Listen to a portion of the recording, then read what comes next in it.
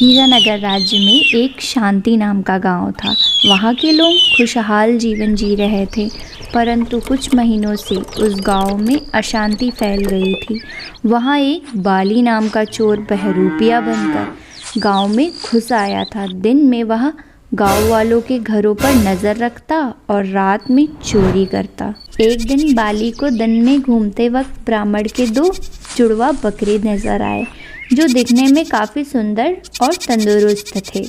बाली ने देखा कि एक साधु बाबा अपने बकरे को घास खिला रहे थे। वाह वाह, कितने सुंदर और तंदुरुस्त जुड़वा बकरे हैं। रात की दावत का इंतजाम तो हो गया। मेरे मुंह में तो अभी से ही पानी आ रहा है, क्योंकि मैं हूँ बाली, सबका घर कर देता हूँ खाली। चलो पास जाकर थोड़ी पूछताछ कर लेता हूँ। बाबा, आपके बकरे तो काफ़ी तंदुरुस्त और स्वादिष्ट हैं। नहीं नहीं, मेरा मतलब तंदुरुस्त और स्वस्थ हैं। नहीं बेटा, कोई सज्जन मुझे भिक्षा दे देता है तो मैं उसका इन बकरों के लिए चारा ले आता हूँ। मेरे पास संपत्ति के नाम पर बस यही 2 बकरे हैं, जो किसी व्यापारी ने मुझे भिक्षा के रूप में दिए थे। तब से ये दोनों बकरे मेरे साथ हैं और मुझे इनसे लगाव सा हो गया है। आप तो काफ़ी दयालु और ज्ञानी हैं। आपकी विद्या की चर्चा मैंने दूर दूर तक सुनी है। तभी एक बकरा पीछे से बाली को सींग मार देता है। हाय मेरी कमर, इस बकरे ने मार दिया। ये बकरे तभी किसी को मारते हैं जब किसी के मन में खोट और कपट हो। पता नहीं इनको कौन सी बात तुम्हारी बुरी लग गई। ठीक है बाबा, मैं चलता हूँ। फिर रात को नहीं, मेरा मतलब है फिर कभी मुलाकात हुई तो आपसे मिलेंगे। सबसे पहले तो इस सींग मारने वाले बकरे को ही खाऊंगा, क्योंकि मैं हूँ बाली, सबका घर कर देता हूँ खाली। 2 दिन बाद बाली योजना बनाकर जंगल के रास्ते बकरी चोरी करने गांव में गया, ताकि उसे चोरी करते हुए कोई गांव वाला ना देख ले। तभी उसे अचानक एक दानव की हंसने की आवाज़ सुनाई दी। मैं अब से चोरी नहीं करूंगा। अगर तुम्हें भूख लगी है तो मैं तुम्हारे लिए बकरे ले आऊंगा, पर मुझे मत खाना। मूर्ख, तुझे खाकर मैं मरना नहीं चाहता। मैं एक ब्रह्म राक्षस हूँ और केवल ज्ञानी ब्राह्मणों को खाता हूँ। परंतु कुछ दिनों से मुझे कोई सिद्ध ब्राह्मण खाने को नहीं मिला। तुम तो जादुई राक्षस हो, अपने जादू से पता क्यों नहीं लगा लेते कि सिद्ध ब्राह्मण कहाँ हैं? पहले मेरा आतंक दूर दूर तक फैला था, परंतु कुछ ब्राह्मणों ने मुझे श्राप दे दिया और मेरी सारी शक्तियाँ छीन ली। तो तुम्हें तुम्हारी शक्तियाँ कैसे मिलेंगी? एक तांत्रिक किताब से पता चला है कि अगर मैं 100 सिद्ध ब्राह्मणों को खा जाऊं तो मेरी सारी शक्तियाँ वापस मिल जाएंगी। अब तक तुम कितने ब्राह्मण खा चुके हो? मैं कुल 99 ब्राह्मण खा चुका हूँ।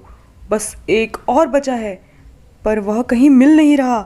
और अगर मैंने शक्तियाँ मिलने से पहले ब्राह्मण के सिवा कुछ और खा लिया तो मैं भस्म हो जाऊंगा। मुझे एक ऐसा ब्राह्मण पता है जो सिद्ध भी है और ज्ञानी भी। उसे खाकर तुम्हारी सारी शक्तियाँ वापस आ जाएंगी। मैं भी उसी ब्राह्मण के घर की तरफ जा रहा हूँ, उसके जुड़वा बकरे चोरी करने। रास्ते में बाली ने सोचा, यह ब्रह्म राक्षस मुझे मूर्ख बना रहा है। ब्राह्मण को खाकर और अपनी शक्तियाँ वापस पाकर यह मुझे भी मार देगा।